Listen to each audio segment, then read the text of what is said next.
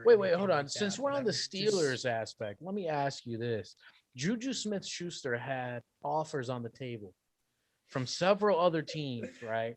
So he had offers from the Ravens and Kansas City, mhm. $8 million 1 year deals. And then he had a 1 year deal, I think it was up to 9 mil with Kansas City. And he goes back to Pittsburgh on a 1 year deal worth 8 million. So he doesn't get his big payday, doesn't get multi-years, and he could be holding out for that next cap to rise because of the new TV deal, right? So he could be Mhm. just waiting for a bigger deal and goes back to Pittsburgh because that's where his home is. He loves Pittsburgh. Um, but very interesting, huh? I mean, you got the Ravens Mhm. playoff team. Yep. You got Kansas City back-to-back Super Bowl appearances. Get to play with Patty Mahomes. Lamar Jackson is dynamic on the ground, and he chooses to go back to Pittsburgh.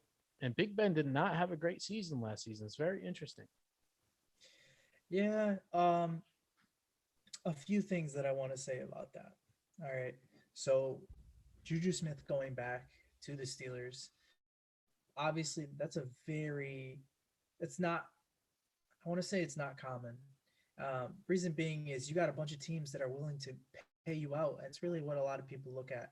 A lot of these players look at is the payout, what they're going to get, and how their future is going to be on that team. And one of the things with the Steelers is I think this decision was not only just a personal decision because again that's his home, um, but I also think that the Steelers, yes, Ben Roethlisberger did not have that great of a year last year, but they were still in the playoffs. They were still in the playoffs. They still have a chance. They still have a shot. And I think that's what he's looking at. He wants his redemption. Ever since Claypool came into the picture, he hasn't been getting as many touches because Claypool's been on the money, bro. He catches everything. He's on it, and it kind of put Juju on the back burner. And it, and it's funny because it almost seems like that happened to Antonio Brown when Juju came in.